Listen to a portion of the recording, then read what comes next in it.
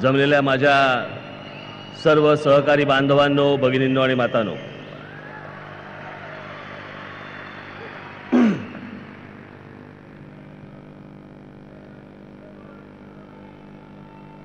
इथे आल्यावरती शिशिर शिंदे यांनी स्वतःच सांगितलं की त्यांना उशीर झाला यायला, म्हणून मला बरं झालं.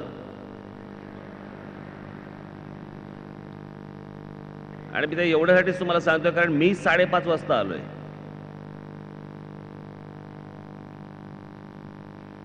म्हणजे पक्षाचा अध्यक्ष येऊन 5:30 वाजता बसलाय आणि सगळ्यांची वाट बघतोय, येत आहेत का येत आहेत का येत आहेत का. म्हणजे आमचे पण काहीतरी त्यांचं काहीतरी घरगुती कारण होतं, काम होतं, त्याच्यामुळे त्यांना जरा उशीर झाला यायला. आज काहीतरी अचानक पाऊसच काय सुरू झाला आणि त्याच्यामुळे सगळीकडे ट्रॅफिक सगळा गोंधळ सुरू झाला, ट्रॅफिक जॅम झाला. आणि त्या ट्रॅफिक जॅम झाल्यामुळे बऱ्याच जणांना यायला थोडा उशीर झाला. त्याच्यामध्ये थोडेसे शिशिर शिंदेही अडकले. आज तुम्हाला मी सगळ्यांना उपशाखाध्यक्ष आणि गटाध्यक्षांचा आज हा मेळावा इथे आयोजित करण्यात आला. अनेक महिने चालू होतं मेळावा घ्यायचा. आता आज मुंबईतला झालाय, आता याच्या पुढे ठाण्यात होईल, मग पुण्यात होईल, मग नाशिकमध्ये होईल, मग औरंगाबादला होईल, मग नागपूरला होईल. प्रत्येक ठिकाणी जाऊन हे असे मेळावे होणार आहेत.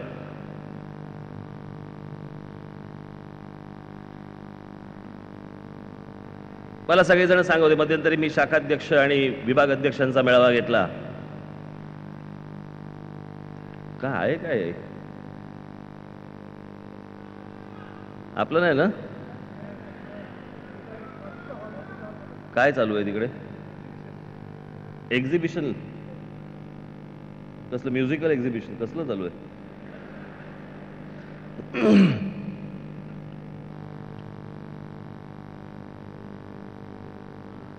म्हटलं जरा आज तुम्हाला बघावं. मध्यंतरी तो शाखाध्यक्ष आणि विभाग अध्यक्षांचा मेळावा घेतला रवींद्र नाट्य मंदिरला.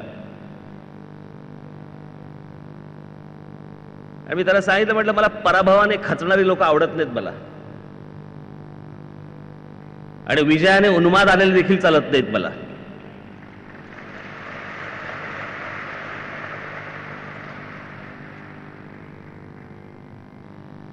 काही जणांचं होतं, आता काय होणार, आता काय व्हायचंय. ज्या वेळेला आपण पक्ष स्थापन केला त्यावेळेला कधी विचार केलात आता काय होणार?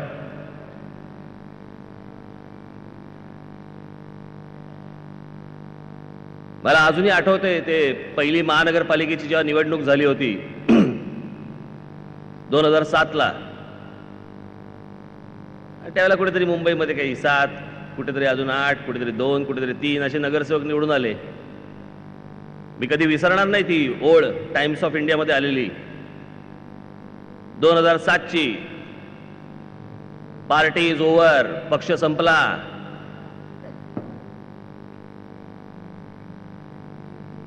ते काय आमदार नगरसेवक आले किंवा नाही आले याच्यावरती पक्ष उभा राहतो किंवा खाली बसतो असं नसतं.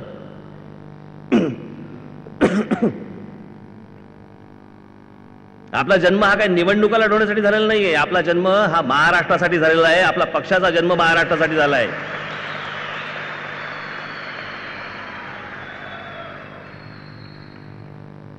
मला नुसते निवडणुकांचा विचार करणारेही आवडत नाहीत.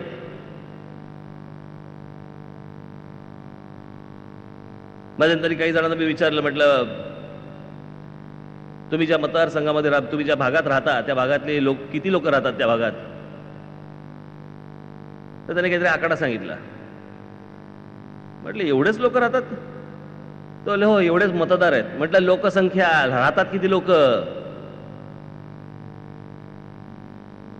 म्हणजे जेवढे मतदान करतात तेवढ्यांचाच आम्ही विचार करणार, लहान मुलांचा विचार नाही करणार, ज्यांना अजून मतदानाचा अधिकार निर्माण नाही झाला त्यांचा विचार नाही करणार. आपण सगळ्यांचाच विचार करून पुढे गेलो पाहिजे ना. नुसतं ज्यांना जे मतदान करतायत आणि जे फक्त आपल्याला मतदान करतायत त्यांचाच विचार करायचा, दुसऱ्यांना मतदान करतायत त्यांचा विचार नाही करायचा? आज इकडे गटाध्यक्ष आहेत, उपशाखाध्यक्ष आहेत, शाखाध्यक्षही आले असतील, विभागाध्यक्ष देखील असतील. मला तुम्हाला सांगायचंय, तुम्ही ज्या भागामध्ये राहताय, पहिलं मनामध्ये एक गोष्ट ठेवायची, ज्या भागामध्ये मी राहतोय तो भाग माझा आहे, त्या भागातली जनता माझी आहे, त्या संपूर्ण जनतेवरती माझा अधिकार आहे, त्यांच्या संपूर्ण अडीअडचणीला मी उभा राहणार आहे. असा विचार करूनच तुम्हाला काम करावं लागेल. निवडणुकीला किती जण मतदान करतायत याचा विचार करून तुम्हाला नाही चालणार. पण एक गोष्ट तुम्हाला सर्वप्रथम, तुम्हा सर्वांचं, नुसतं सर्वांचं नव्हे, मुंबईतल्या सर्वांचं नव्हे, ठाण्यातलं, पुण्यातलं, महाराष्ट्रातल्या अनेक ठिकाणमधलं, नाशिकचं, या सर्व माझ्या महाराष्ट्रातल्या माझ्या पक्षाच्या सर्व पदाधिकाऱ्यांचं मी, तुमचं सर्वांचं मी खास करून अभिनंदन करतो की तुम्ही महाराष्ट्राचा मराठी भाषा दिवस ज्या प्रकारे साजरा केलात महाराष्ट्रभर, त्याबद्दल तुम्हाला लाख लाख धन्यवाद.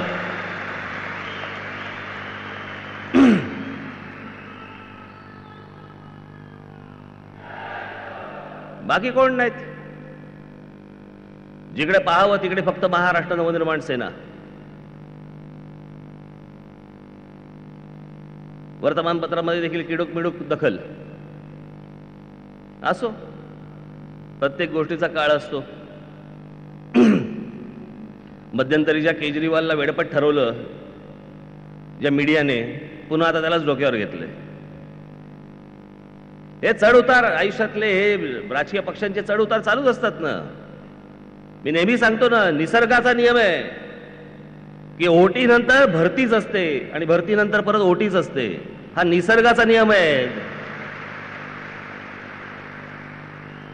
कोणी चुकलं नाही त्यातनं. कोणी म्हणजे कोणी चुकलं नाही.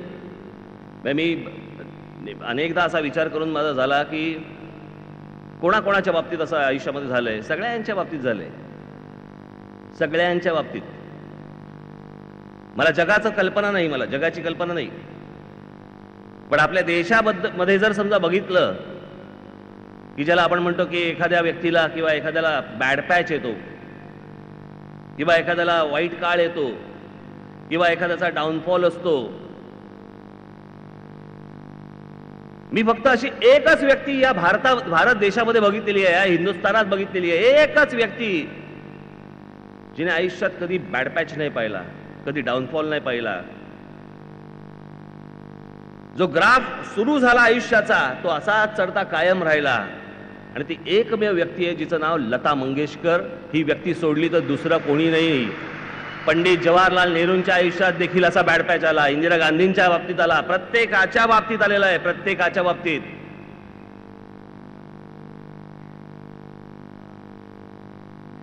तुम्ही सचिन तेंडुलकर घ्या, अमिताभ बच्चन घ्या, तुम्ही कोणी जे नाव घ्याल त्यांच्या बाबतीत.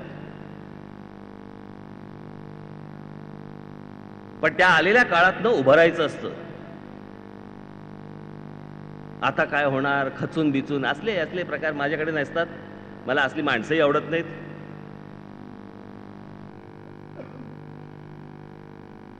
मी नेहमी सांगत आलो की माझ्या घरामध्ये मी लहानपणापासून मी काय पाहत आलो, ज्या मुशीतनं मी तयार झालो तिथे लहानपणापासून मी काय पाहत आलो, माननीय बाळासाहेबांना पाहत आलो. ज्या शिवसेना पक्षामध्ये होतो तिथे सुरुवातीचा काळ काय होता, पराभवाचाच काळ होता तो सगळा. मला अजून आठवतं मी एवढा असं लहान असताना पाहत असे, अनेक लोक येत असेत, काही निवडून यायचे ना, तशाला भाग नाही, निवडून यायचे. पण सर्वात जास्ती प्रमाण हे पराभवाचं असायचं. उमेदवार रडत यायचे, साहेब पराभव झाला, रडत रडत बाळासाहेबांच्या पाया पडायचे. हे सगळं लहानपणापासून पाहत आलो मी. किती आमदार आले सुरुवातीला, एक आमदार,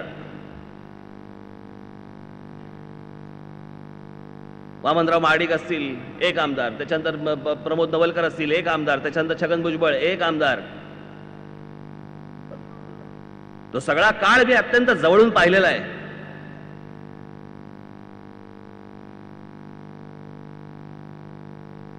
ते जे मी पाहिलंय ना, ते पाहिलं असल्यामुळे मी कुठे बिथरत नाही.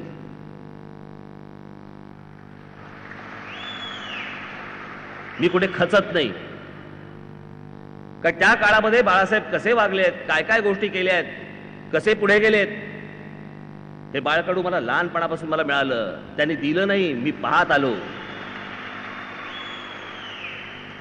काय ते पाहायचं असतं, ते अनुभवायचं असतं. असं कोणी कोणाला काय देत नसतं. तो काय तो तिळाचा लाडू नाहीये. पण हे जे मी सगळं लहानपणापासून पाहत आलो, त्याच्यामुळे मला या गोष्टींचा फरकच पडत नाही.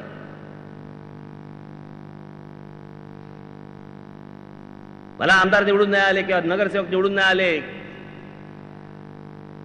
ते निवडून नाही आले याचा मला वाईट नाही वाटत. पण लोकांनी का असा विचार केला, का असा विचार केला असेल याचं मी चिंतन करत असतो. की असं लोकांना का वाटलं, अशा काय गोष्टी झाल्या, चुका तुमच्याकडनं झाल्या, चुका यांच्याकडनं झाल्या, की चुका माझ्याकडनं झाल्या. आणि झालेल्या गोष्टीमधनं बोध घेऊन तुम्हाला पुढे जावं लागतं.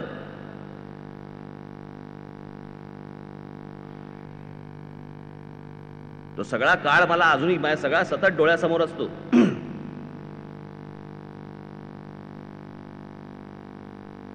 मला तो अजूनही ते आणीबाणीचा प्रसंग आठवतो, 75 सालचा. मी त्या दिवशी शाखाध्यक्ष विभागाध्यक्ष आले होते. मी त्याला त्यांना सांगितलं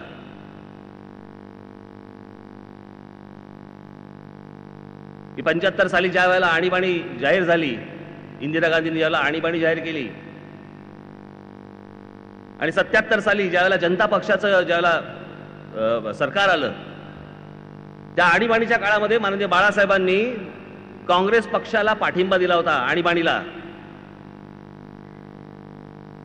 काँग्रेस, त्याला पाठिंबा दिलेली शिवसेना एका बाजूला आणि अख्खा देश एका बाजूला. काय सांगतोय मी तुम्हाला लक्षात येईल तुमच्या. आणि त्या 77ला ज्यावेळेला जनता पक्षाचं ज्यावेळेला सरकार आलं, ते सरकार आल्यानंतर शिवाजी पार्क मैदानावरती सभा झाली होती. मोरारजी देसाई, चरण सिंग पासून सगळेजण होते.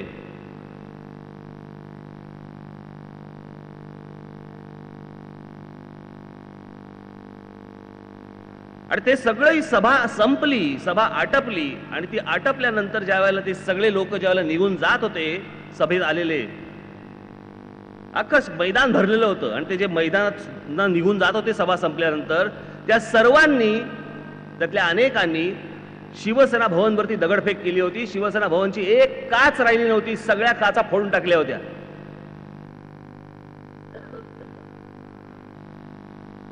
तुम्ही म्हणाल मी हे काय सांगतोय. आमदार निवडून येत नव्हते, नगरसेवक अगदी मामूली निवडून येत होते. अख्खा देश विरोधात, इंदिरा गांधींच्या विरोधात, त्यांना पाठिंबा दिलेल्या शिवसेनेच्या विरोधात. अशा प्रसंगी ज्यावेळेला लोक परत जात होते त्यावेळेला अख्ख्या शिवसेना भवन फोडून टाकलं असताना मला अजूनही आठवतंय, लहान असताना मी ते पाहायला गेलो होतो, संध्याकाळची वेळ. पण त्यावेळेचे ते जुने शिवसैनिक, जे कोणी आतमध्ये शिवसेना भवन मध्ये होते, त्यांनी त्या शिवसेना भवन मधले बल्ब्स, ट्यूब्स, जे जे हाताला लागेल ते खालच्या क्राऊड वरती फेकून मारलं होतं आणि त्यांना जखमी केलं होतं. ती जी जिद्द होती, ती जिद्द मेली नव्हती. ती जिद्द मेली नव्हती. नगरसेवक येत नाही, नको येऊ देत. आमदार येत नाही, नको येऊ देत. पण आमच्या वास्तूवरती दगडफेक नाही करायची, आमच्यावरती टीका नाही करायची. तुमच्याकडनं मला हे अपेक्षित आहे. तो जो काळ पाहिलाय, तो जुना शिवसैनिक जो मी पाहिलाय, ती गोष्ट मला तुमच्याकडनं अपेक्षित आहे. वाईट काळ येत असतात, पण आमच्यावरची टीका सहन नाही करणार. पण ही गोष्ट करताना, सहन नाही करणार ही गोष्ट करताना, बोलताना, मी जे काही बोलतो, मी जे काही भाषण करतो, मी जी काही मुलाखती देतो, ते तुम्ही नीट ऐकता का? कित्येकदा वर्तमानपत्रांमधून ज्यावेळेला टीका होते, कित्येकदा काय नेहमीच ज्यावेळेला टीका होते, ते टीकेला किंवा तुमचं हल्लीचं जे काय सोशल मीडिया, तुम्ही उसळून तुटून पडलं पाहिजे, पण तुटून पडताना पहिल्यांदा राज ठाकरे काय बोललाय किंवा काय बोलतोय हे पहिलं तुम्ही समजून घेतलं पाहिजे. की राज ठाकरे भाषणात काय बोलतोय, राज ठाकरे मुलाखतीतनं काय सांगतोय.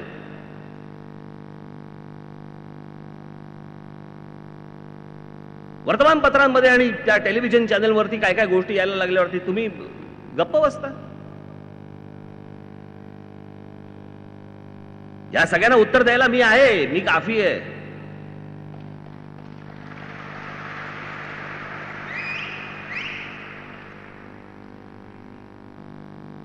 पण मी ह्या भूमिका का घेतो, कशासाठी घेतो हे तुम्ही समजून घेतलं पाहिजे, तुम्हाला समजलं पाहिजे. लोकसभेच्या वेळेला मी सांगितलं होतं नरेंद्र मोदी पंतप्रधान झाले पाहिजेत, हो झाले पाहिजे.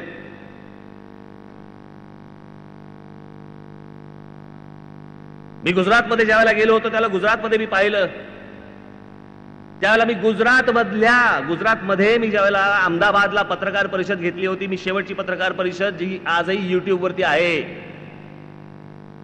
बघा जरा एकदा. चांगलं काम चालू आहे गुजरातमध्ये, परंतु महाराष्ट्र हा अजूनही एक नंबरलाच आहे, अजूनही पुढेच आहे. हे माझं गुजरातमधलं वाक्य होतं.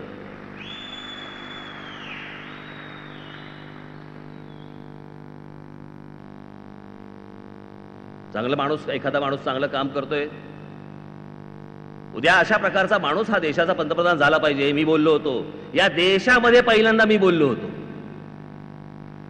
दुसरं कोणी बोललं नव्हतं. भारतीय जनता पक्षातला कोणी नेता बोलला नव्हता. हे या देशामध्ये पहिल्यांदा मी बोललो होतो. लोकसभेच्या वेळेला मला सांगायचं होतं की बाबा हा माणूस पंतप्रधान झाला पाहिजे. मग लगेच विधानसभेच्या वेळेला राज ठाकरे विरोध का करतोय, कशासाठी करतोय विरोध. आजही माझी तेव्हाही जी भूमिका होती ती आहे. त्याच्यानंतर मी विरोध ज्या वेळेला केला ती देखील आहे. सतत कोणी कुठच्या माणसाला चोंबाळत बसत नाही ना. चुकीची गोष्ट असेल तर चुकीची गोष्ट.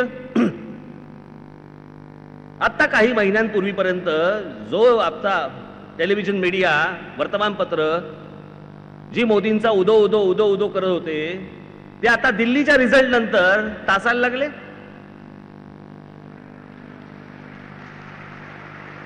आता मी बोलू काय तुम्ही भूमिका बदलली म्हणून.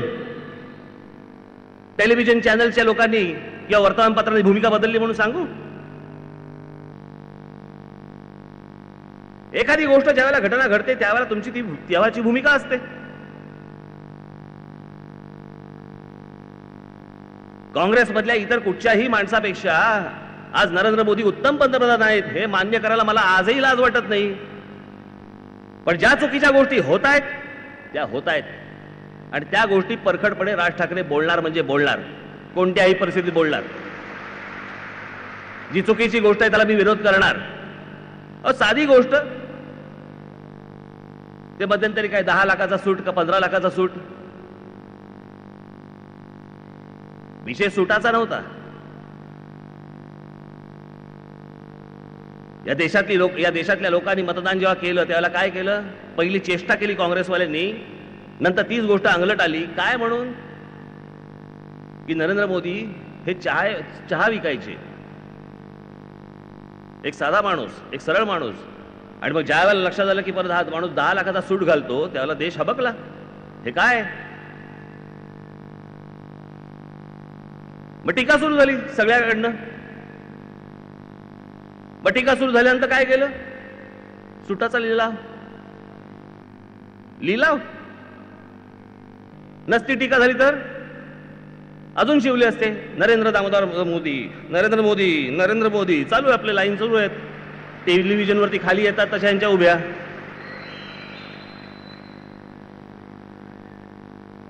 चला लिलाव केला तर केला, मला काय देणं घेणं त्याच्याशी.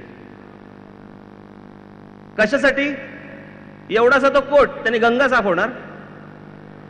गंगा केवढी, कोट केवढा. बरं चला तुम्ही करत आलात. या भारताचे पंतप्रधान नरेंद्र मोदी तुमच्या कपड्यांचा लिलाव हा गुजरातमध्ये होतो का महाराष्ट्रात का नाही, तामिळनाडूमध्ये का नाही, कलकत्त्यामध्ये का नाही, मध्य प्रदेशमध्ये का नाही, गुजरातमध्ये सुरतमध्येच का होतो? हा जर मी प्रश्न विचारला तर याच्यामध्ये काही चुकीचं आहे? माझं आजही म्हणणं आहे की जेव्हा तुम्ही मुख्यमंत्री होतात त्यावेळेला गुजरातचे मुख्यमंत्री होतात, पण ज्यावेळेला तुम्ही पंतप्रधान झालात त्यावेळेला तुम्ही भारताचे पंतप्रधान झालेला आहात. तुमच्यासाठी सर्व राज्य ही समान मुलांसारखी असली पाहिजेत. तुम्ही एका राज्याला वेगळा कौल देऊन चालणार नाही.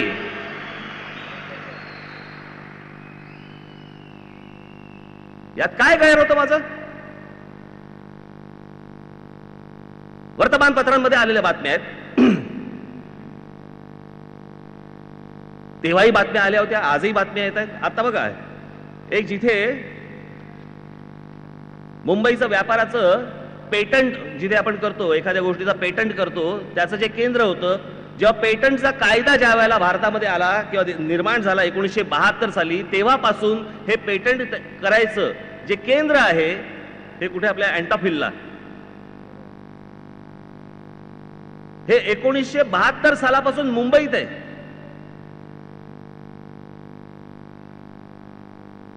ती गोष्ट आता उचलून दिल्लीला नेत आहेत का? मुंबईत राहिलं तर काय फरक पडतो? मला या गोष्टींचा राग येतो. अशी अनेक उदाहरणं जी आहेत, ही सगळ्या ज्या गोष्टी चालल्या, गुजरात गुजरात गुजरात गुजरात जे चालू आहे, आमचा काय गुजरात राज्याला विरोध नाहीये, पण बाकीची राज्य आहेत त्यांचाही विचार करावा. अहो, चीनचे पंतप्रधान आले, चीन त्याचे पंतप्रधान आले, तर आमच्या पंतप्रधानांनी कुठे भेटायला पाहिजे? दिल्लीत ना, हो की नाही? अहमदाबाद मध्ये भेटले. त्या चीनी माणसाचे देखील डोळे मोठे झाले, एकदम बारीक डोळ्याचा करत एवढे मोठे डोळे झाले त्याचे. हे कुठे आणलं? मला वाटलं होतं दिल्लीला नेणार, हे तिथे अहमदाबादला आणलं.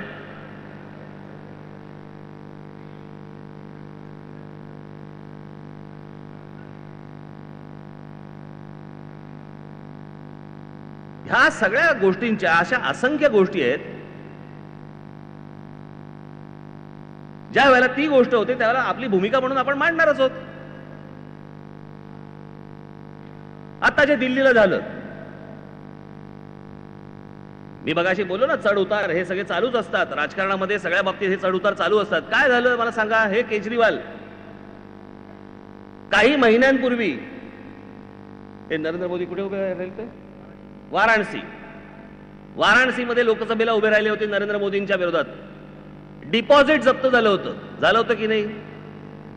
4 महिन्या 5 महिन्यापूर्वीची गोष्ट. किती नाही, 5 नाही 8 महिने झाले असतील. 8 महिने झाले असतील. तेच केजरीवाल आज दिल्लीचे मुख्यमंत्री झाले. परिस्थिती पूर्ण उलटी. यांचे 67 आमदार, यांचे 3, बाकी उपयोगच नाही.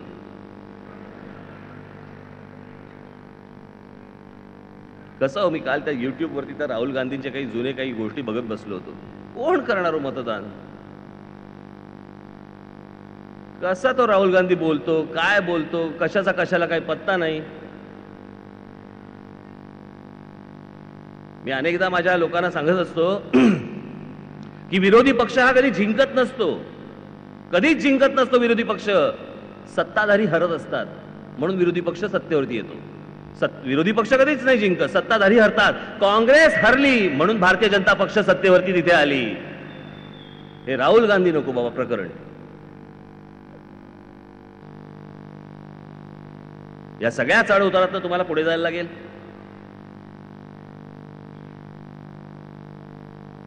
मी वेळोवेळी त्या गोष्टी सगळ्या सांगीनच, पण आपण कुठेतरी लोकांना सांगायला, कारण अनेकदा काय होतं, स्मरणशक्ती कमी असते, लोक कामात असतात, अनेक गोष्टी आपण सांगायला विसरतो. बघा, शिशिर शिंदे आमचे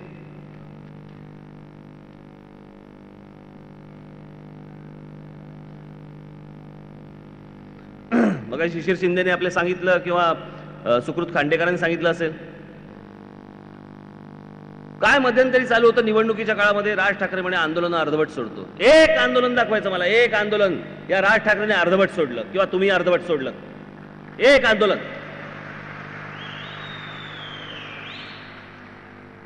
बाकीच्या राजकीय पक्षांचा काळ घ्या आणि आपल्या राजकीय पक्षाचा काळ घ्या.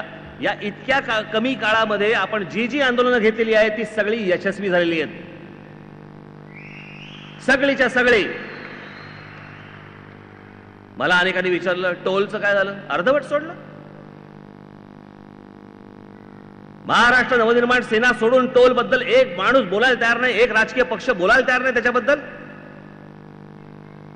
जे बोलत नाहीत, जे आंदोलन करत नाहीत, त्यांना कोणतेही पत्रकार प्रश्न विचारायला गेले नाहीत की तुम्ही का नाही करत आहात, तुम्ही तर विरोधी पक्षात, तुम्ही का नाही करत ही गोष्ट. भारतीय जनता पक्ष घ्या, शिवसेना घ्या किंवा इतर अजून कोणी घ्या, काय करत होते टोलवर. कोल्हापुरात जो जाळपोळ झाली होती टोलची, ती तिथल्या स्थानिक जनतेने केली होती, त्याचा कुठच्या राजकीय पक्षाशी काही संबंध नव्हता. पण उर्वरित महाराष्ट्रामध्ये जे झालं होतं ते महाराष्ट्र नवनिर्माण सेनेने केलं होतं, दुसऱ्या राजकीय पक्षाने नाही.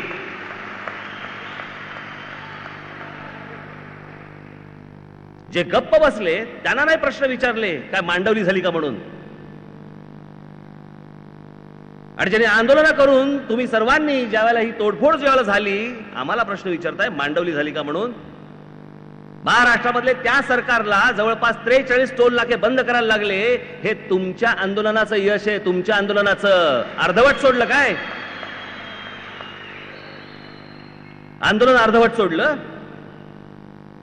आणि निवडणुकीच्या अगोदर ज्यांनी सांगितलं होतं की आम्ही सगळ्या टोल मुक्त महाराष्ट्र करू, आता त्याच्यावरती बोलायला तयार नाही सरकार. त्यांना कोणी प्रश्न विचारत नाही की तुम्ही आधी काय बोलला होतात आणि आता सत्तेवरती आल्यावरती तुम्ही काय बोलतात. टोल बद्दल भूमिका मांडायला तयार नाहीत. युतीतले दोन्ही पक्ष त्या विषयावरती बोलायला तयार नाहीत. आणि ज्यांनी आंदोलन केली त्यांना प्रश्न विचारताय तुम्ही काय केलं. मी इथे सगळी अख्खी यादी आणली आहे.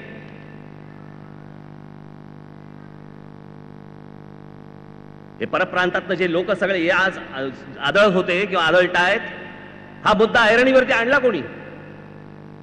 हा तुम्ही आम्हीच आणला ना. बाकी सगळं गप्प होतं. मराठी मराठी असं कोणी बोलायला पण तयार नव्हतं. त्या सगळ्या काळामध्ये आंदोलनं झाली, तुमच्यावरती केसेस पडल्या, माझ्यावरती केसेस पडल्या आहेत, आजही केसेस आहेत. कुठच्याही सरकारकडे गेला नाही राज ठाकरे. त्याच्यानंतर संपूर्ण महाराष्ट्रभर आपण फॉर्म वाटले, पुस्तिका वाटल्या की रेल्वे भरती तुम्ही परीक्षा कशी दिली पाहिजे, फॉर्म कसा भरला पाहिजे. किती मुलांनी फॉर्म भरले महाराष्ट्रातल्या, जवळपास 5.5 ते 6 लाख मराठी मुलांनी आपले फॉर्म भरले. इतर कुठच्या राजकीय पक्षाने केलं नाही. आम्हाला सांगतायत अर्धवट सोडली म्हणजे आंदोलन.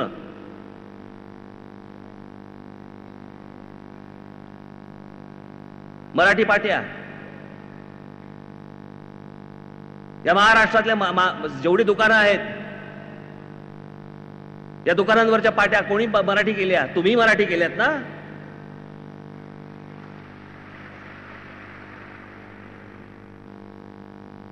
ते टायमिंग ते लावलं कोणी होतं. शेवटचे 10 दिवस, शेवटचे 9 दिवस, शेवटचे 8 दिवस, शेवटचे 7 दिवस कोणी बोर्ड लावले, तुम्हीच लावले होते ना. त्याच्यानंतर पाट्या मराठी झाल्या ना, अर्धवट सोडलं.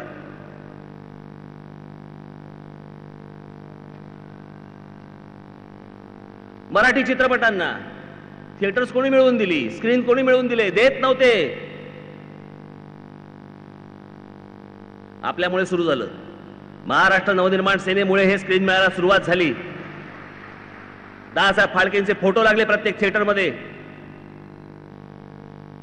अहो याच्या आधी कधी ऐकलं होतं का हो की अमिताभ बच्चन म्हणतात की मला मराठी शिकावीशी वाटते किंवा आमिर खान म्हणतोय मी मराठी शिकतोय. ऐकलं होतं का कधी, कानावर पडलं होतं आधी नाही. तुमच्या आमच्या दणक्यानी पडलं ते.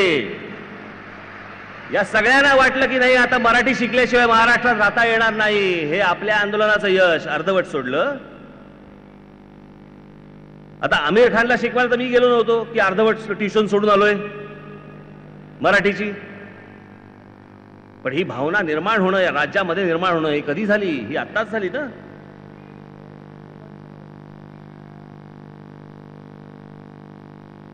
माननीय बाळासाहेबांनी ज्यावेळेला शिवसेना निर्माण केली त्यावेळेला जे वातावरण निर्माण झालं, त्याच्यानंतर पुढे परत सगळ्या गोष्टीला मरगळ आली. आणि ते परत वातावरण जे चेतवलं ते महाराष्ट्र नवनिर्माण सेना आणि तुम्ही चेतवलं.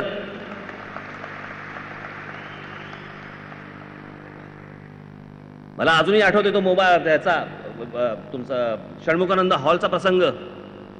त्या षण्मुखानंद हॉलवरती शिशिर शिंदे भाषण करत होते आणि त्यांनी तिथे भाषण करताना सांगितलं की आम्ही मोबाईल फोनवरती मराठी पहिलं मराठी बोललं जात नाही, फक्त इंग्रजी आणि हिंदी बोललं जातं.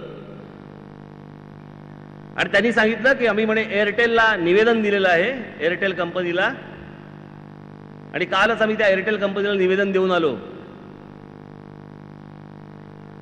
मी भाषणाला ज्यावेळेला उभा राहिलो त्यावेळेला मी म्हटलं एअरटेल कंपनीला निवेदन देऊन किती दिवस झाले? ते बोले 10 दिवस झाले. म्हटलं मग आमची त्यांची काय ती काय असते ना एक्सपायरी डेट का काय जे ते संपलं, 10 दिवस संपले म्हटलं, विषय संपला.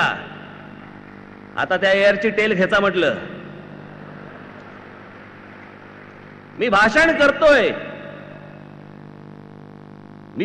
करतोय आणि तेवढ्यात मी भाषण संपवलं आणि पहिल्यात मला आलं की ठाण्यामध्ये पहिल्यांदा एअरटेलचं ऑफिस फुटलं. कोणी सांगितलं नव्हतं, पण गंमत बघा, ही गोष्ट झाल्या दुसऱ्या दिवशी सर्व मोबाईल कंपन्यांनी त्यांच्या मोबाईलवरती मराठी पहिल्या येणार, ऐकू तुम्हाला, नंतर बाकीचं सुरू होणार.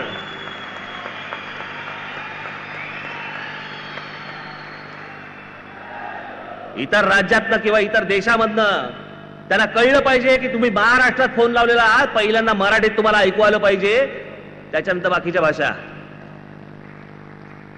हे कोणामुळे झालं? इतर कुठच्या राजकीय पक्षांमुळे झालं? आणि मला सांगता अर्धवट सोडली आंदोलनं?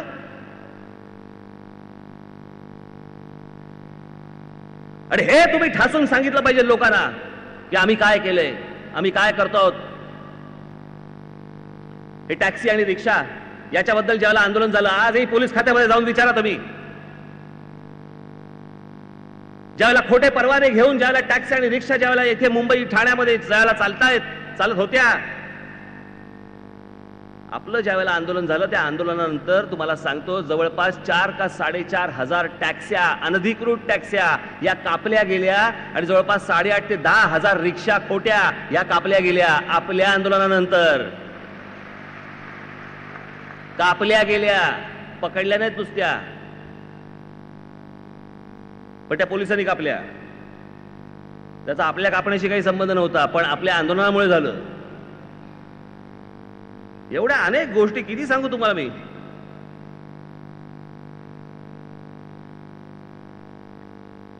हे जे हिंदी चित्रपटामध्ये चालायचं असे ते बंबई झालं ना बंद.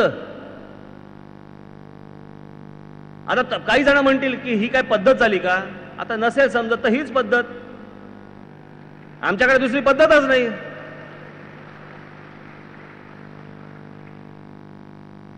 बरं, मी हे अगदी थोडक्यात सांगतोय मी तुम्हाला. अशा असंख्य गोष्टी आज आम्ही केलेल्या आहेत, महाराष्ट्र नवनिर्माण सेनेने सिद्ध केलेल्या आहेत.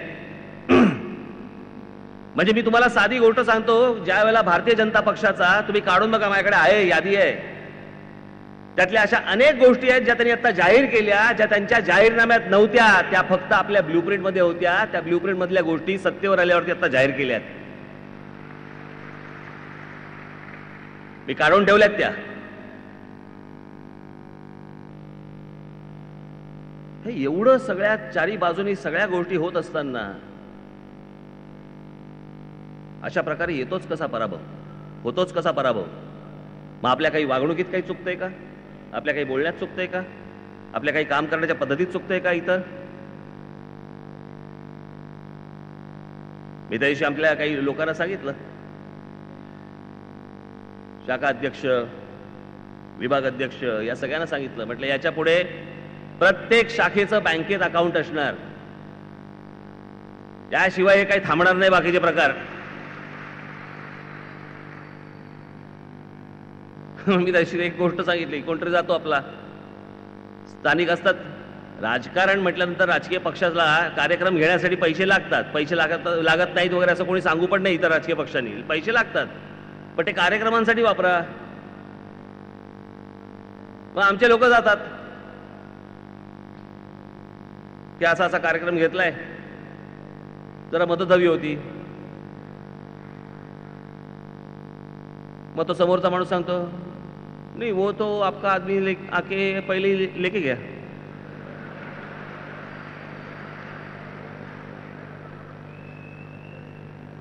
आम्ही मान पाडून यायचं, आमच्या वरिष्ठांनीच घेतले.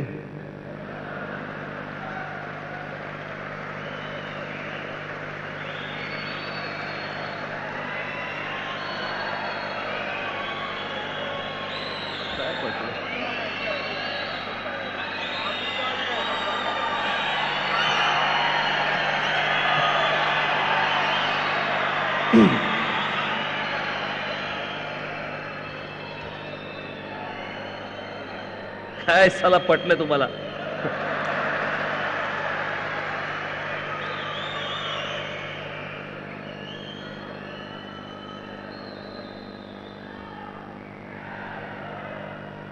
मग ते असतं, तो म्हणला तो तुमचा अगोदरच येऊन घेऊन गेला. आता मग आधी येऊन गेला नाही. पक्षाच्या कार्यक्रमासाठी जर पैसे हवे असतील सगळ्यांनी एकत्र जायचं आणि एकत्र मागायचे. याच्या पुढे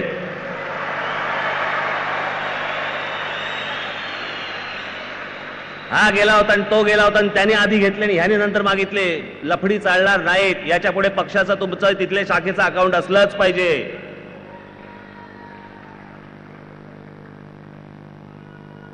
अहो तुम्ही जर चांगले कार्यक्रम घेत असाल, घेतात, अनेक जण घेतात. मी आता जे उदाहरण दिलं ते अगदी छोटी छोटी उदाहरणं आहेत ती. पण ज्यावेळेला मला लोकांकडनं ज्यावेळेला कानावरती ऐकू येतं की बाबा आम्हाला आमच्या इकडे काही महाराष्ट्र नवनिर्माण सेनेचे कोणीतरी गेले होते, त्यांनी व्यापाऱ्यांना धमकी दिली, त्यांनी यांना धमकी दिली, त्याने त्यांना धमकी दिली, त्रास होतो हो मला.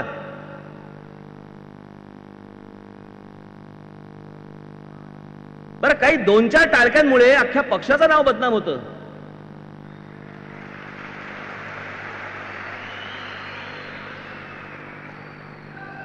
काय उत्तर देऊ मी? पण मी अनेकदा त्या लोकांनाही विचारतो, म्हटलं तुमच्याकडे आलेला माणूस हा नक्की पक्षाचा होता का हेही तपासून घ्या एकदा.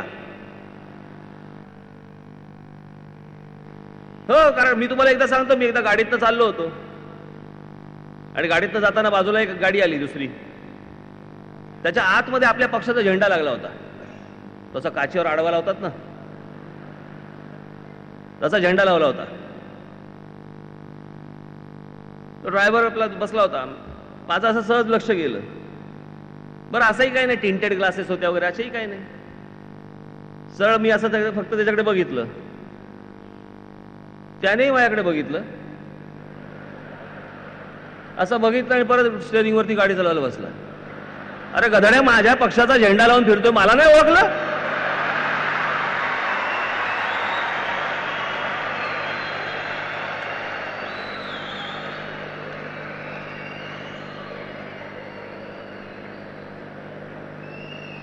आता मी त्याला हेही सांगू शकत नव्हतो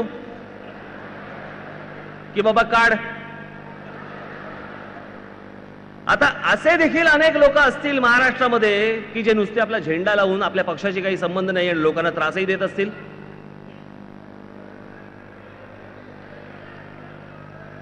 काय काय एकाने बोला, टोल वाचवायला त्याच्या आईला.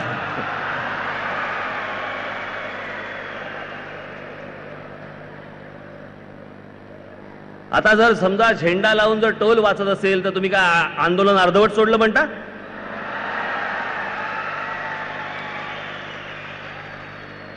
मी सांगितलंच आहे, टोलचे पैसे भरायचे नाहीत. जोपर्यंत त्याच्यामध्ये पारदर्शकता येत नाही, हे पैसे जात आहेत कुठे हे आम्हाला कळत नाही, तोपर्यंत आम्ही टोलचा 1 रुपया भरणार नाही. भरू नका.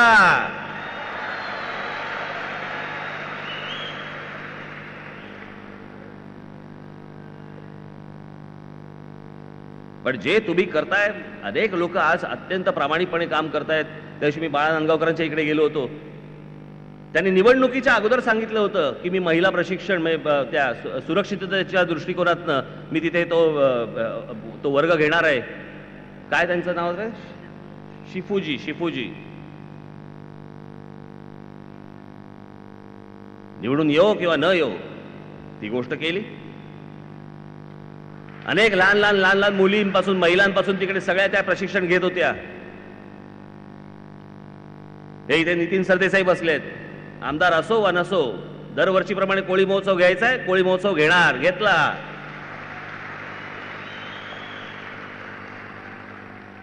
इतर आपल्या सगळ्याच पदाधिकाऱ्यांची सगळी कामं चालू आहेत. पण मी तुम्हाला आज खास करून मी इथे बोलवलं, सर्व गटाध्यक्ष आणि उपशाखाध्यक्षांना, पक्षातल्या वरिष्ठ पदाधिकाऱ्यांवरती देखील तुमची बारीक नजर असली पाहिजे की आपल्या मतदारसंघामध्ये आपल्या भागामध्ये काम होतंय की नाही होतंय.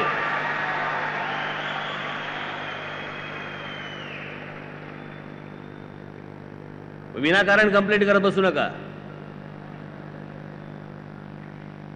तो न मला हे म्हणाला म्हणून मी त्याला ते म्हटलं. मला असं वाटतं आता मोठे व्हा. या सगळ्या गोष्टी करण्यासाठी म्हणून आपण पक्षाला जन्म दिलेला नाहीये किंवा त्याच्यासाठी म्हणून तुमची पदांवरती नेमणुका झालेल्या नाहीयेत. आज या मुंबईमध्ये, महाराष्ट्रामध्ये प्रत्येक ठिकाणी, ठाण्यामध्ये, पुण्यामध्ये, नाशिकमध्ये अनेक ठिकाणी अनेक गोष्टी अधिकृतरित्या होत आहेत. तिथे तुमचं लक्ष असलं पाहिजे. मी शिवतीर्थावरच्या आपल्या सभेमध्ये मी एकदा सांगितलं होतं, माझ्या आजोबांनी सांगितलंय, जिथे अन्याय दिसेल तिथे तुमची लाथ ही बसलीच पाहिजे. आदेशाची वाट पाहू नका, अजिबात पाहू नका. आज इथे आपण गोरेगाव मध्ये आहोत. ही इथे आरे डेअरी. तुमच्या डोळ्यात देखत झाडांची कत्तल चालली आहे. मोठमोठी झाडं आज मुंबई शहरामधली कापली जात आहेत. कोणासाठी कापली जात आहेत, कशासाठी कापली जात आहेत? पण आम्हाला राग येत नाही, आम्हाला चीड येत नाही की आमच्या समोर वाढलेली ही झाडं यो तुमच्यासारखीच आहेत ना. ती बोलत नाहीत म्हणून काय, जिवंत तर आहेत.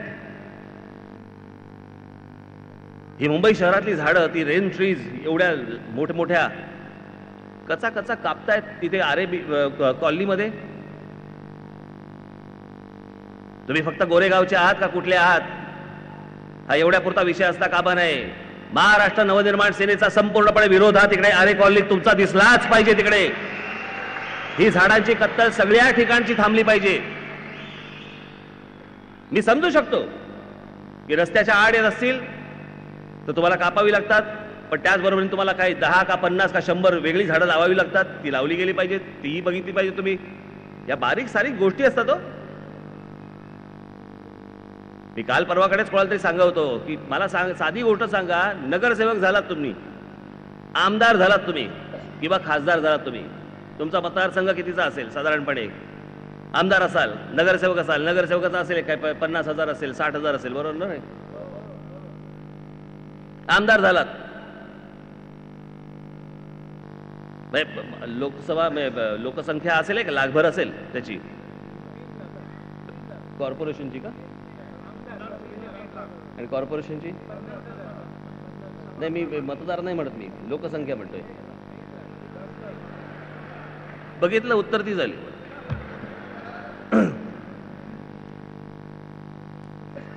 साधी साध्या गोष्टी असतात. मी मध्यंतरी एकदा असाच एका कार्यक्रमाला गेलो होतो. एक माझ्या मित्राचेच वयोवृद्ध वडील त्याचे ते मला भेटले आणि मला बोलले की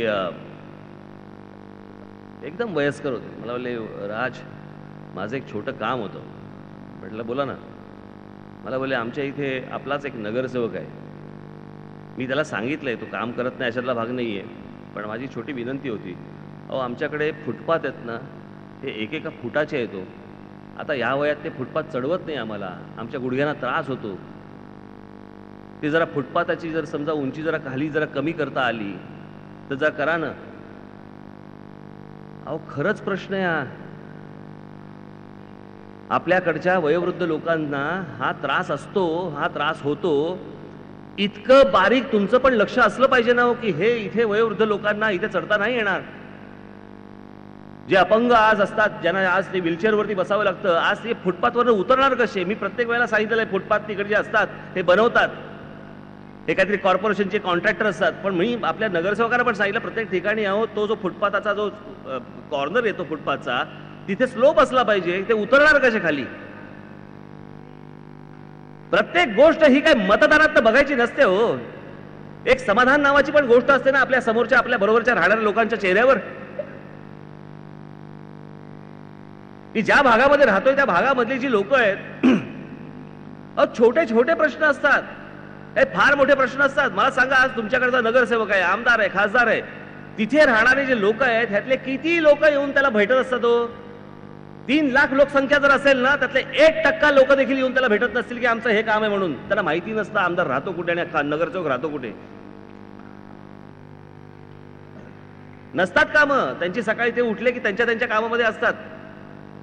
विचारून बघा कधी कोणाला की कोणत्या कामासाठी आजपर्यंत कुठच्या आमदाराकडे गेलास किंवा नगरसेवकाकडे गेलास. येत नाही तशाला भाग नाही, पण त्याचं प्रमाण किती, आणि ज्याचं प्रमाण कमी तिथे समाधानापेक्षा आपण निवडणुकीच्या आपण मतांवरती आपण लक्ष ठेवून आपण कार्यक्रम करायचे. आज अनेकदा लोक येतात नोकरीसाठी, बाबा पत्र पाहिजे, नोकरीसाठी फोन करा. त्याला ज्यावेळेला नोकरी लागते, तो नोकरी लागल्यानंतर ज्यावेळेला छोट्या एका बॉक्स बंद ज्यावेळेला पेढे घेऊन येतो, मला असं वाटतं त्या पेढ्याची किंमत ही तुम्हाला मोजताच येणार नाही. याचं कारण एक कुटुंब आपण उभं करतो, एक कुटुंब आपण उभं करतो. या समाधानाची मी अपेक्षा तुमच्याकडनं बाळगतो. ज्यावेळेला तुमच्याकडनं नमस्कार अपेक्षित आहे तर तुमच्याकडनं नमस्कार झालाच पाहिजे. ज्यावेळेला हात जोडायचे त्यावेळेला तुमचे हात जोडले गेलेच पाहिजेत. हात सोडायचे त्यावेळेला हात तुमचे सुटले गेलेच पाहिजेत.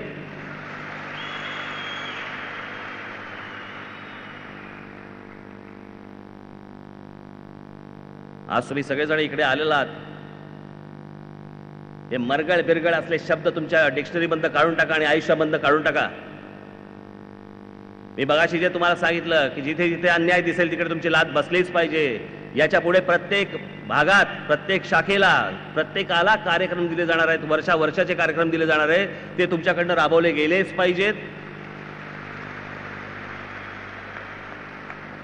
आणि ते राबवले जात आहेत की नाही याच्यावरती बारीक लक्ष हे माझ्या गटाध्यक्षांनी ठेवायचंय तिथे, की हे कार्यक्रम होत आहेत की नाही होत आहेत.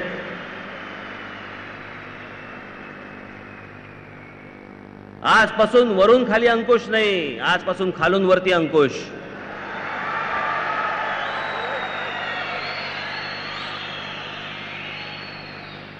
आणि म्हणून तुम्ही सर्वजण आज जे आलात एका नव्या जोमाने आपल्याला हा सगळं उभं करायचंय. लोकांचा विश्वास गेलेला नाहीये. लोक आजही महाराष्ट्र नवनिर्माण सेनेवरती प्रेम करतायत. त्यांची इच्छा आहे.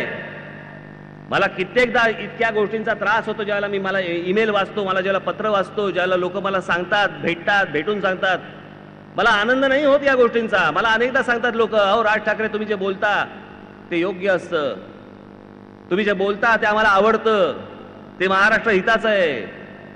पण खाली तुमचे लोक नीट काम करत नाहीत हो, ते नीट आमच्याशी बोलत देखील नाहीत. या वाक्याचा मला त्रास होतो, या वाक्याचा त्रास होतो. आणि सरळ चांगलं नीट बोलायला काय जातंय. मी नेहमी सांगतो की बाबा टोन असतो ना आपल्या बोलण्याचा, जो टोन त्याच्यामधनं अनेकदा फरक पडतो. काय रे, कसं काय चाललंय? चांगला टोन आहे ना, बरोबर की नाही? काय रे, कसं काय चाललंय? झालं वाकडं. आपण लोकांमध्ये आहोत, लोकांमध्ये वावरतो. लोकांमध्ये वावरत असताना तिकडे तुमची भाषा, कालच मराठी भाषा दिन आपण साजरा केलेला आहे. हा मराठी भाषा दिन साजरा करतोय, पण आपली पण मराठी भाषा ही उत्तम आहे का? त्या दिवशी आमच्या अमरीश मिश्रा आले होते तिथे त्या कार्यक्रमाला. त्यांनी फार छान सांगितलं. म्हणे काय शब्द वापरतात म्हणे. माझ्या मित्राचे वडील म्हणे ऑफ झाले. पण कालपर्यंत काय ऑन होते? तो काय रेडिओ आहे का वडील म्हणजे? ऑफ काय झाले? मला असं वाटतं ज्या वेळेला ज्या एका आत्मविश्वासाने आपण मराठी भाषा दिवस आपण साजरा करतो, त्याचबरोबरीने आपली मराठी भाषा, लोकांशी संवाद, राजकारण म्हटल्यानंतर लोक आली, लोक आणि तुम्ही, जनता आणि तुम्ही. आणि ज्यावेळेला ती गोष्ट ज्यावेळेला येते त्यावेळेला असतो फक्त संवाद, आणि संवाद ज्यावेळेला होतो त्यावेळेला लागते उत्तम भाषा, आणि ती मराठी भाषा तुम्ही देखील उत्तम रीतीने बोलाल अशी मी एक अपेक्षा, आशा बाळगतो. एका नव्या जोमाने तुम्ही सगळ्यांनी परत कामाला सुरुवात करावी अशी एक पुन्हा एकदा आशा बाळगतो आणि आपणा सर्वांची मी रजा घेतो. जय हिंद, जय महाराष्ट्र. धन्यवाद राजसाहेब. प्रथेप्रमाणे या मेळाव्याची सांगता तुम्हाला सर्वांना 1 मिनिट जरा आपण सगळ्यांनी थांबा. तुम्हाला माझ्याशी काहीही संवाद साधायचा असेल, काही गोष्ट तुम्हाला जर समजा भागातली प्रभागातली एखादी गोष्ट तुम्हाला सांगायची असेल, मला जर कळवायची असेल, तर मी तुम्हाला माझा ईमेल ID हा तुम्हाला देऊन ठेवतोय. सगळ्यांनी आपापले मोबाईल काढा आणि त्याच्यावरती लिहून घ्या.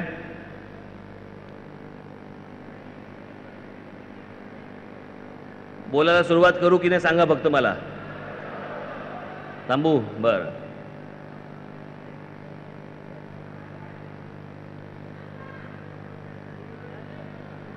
बोलू का?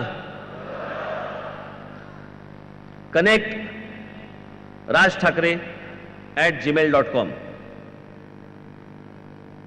ठाकरेचं स्पेलिंग पहिल्यांदा तुम्ही नीट या, कारण आमचं स्पेलिंग आहे THACKERAY. आमच्या आजोबांचे अत्यंत एक आवडते लेखक होते, त्यांचं नाव होतं विल्यम ठाकरे, ब्रिटिश. आणि त्या लेखकाकडनं त्यांचं जे स्पेलिंग होतं, माझ्या आजोबांनी ते स्पेलिंग घेतलं, THACKERAY.